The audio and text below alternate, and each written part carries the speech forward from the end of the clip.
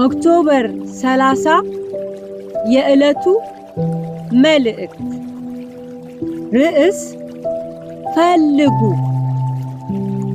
መንፈሳዊ ስጦታንም ይልቁንም ትንቢት መናገርን በብርቱ ፈልጉ። አንደኛ ቆሮንቶስ ምዕራፍ 14 ቁጥር 1።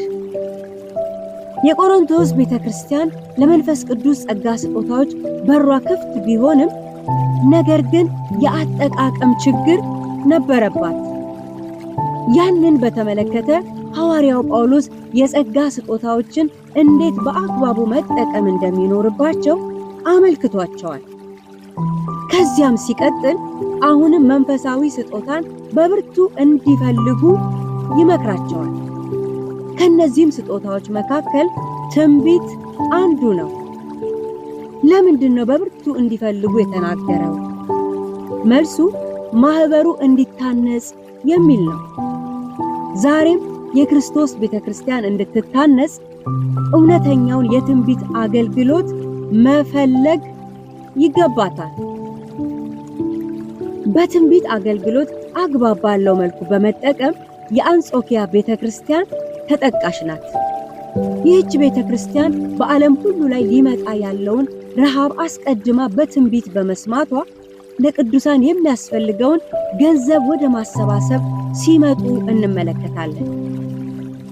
ትንቢትን መስማት አንድ ነገር ሲሆን የሰሙትን ትንቢት ተከትሎ ስራ መስራት ደግሞ ሌላኛው ገጽታ ነው።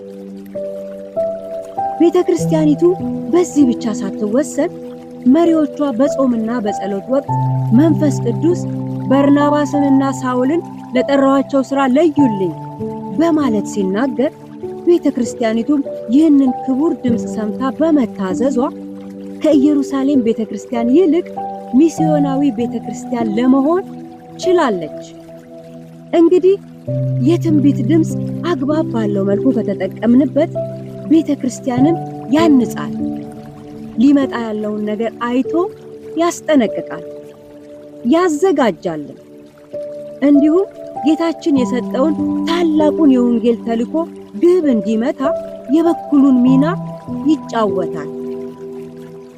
ስለዚህ ዘርፈ ብዙ ጥቅም የሚሰጠውን የትንቢት አገልግሎት በብርቱ እንፈልገው፣ በብርቱ ፈልጉ።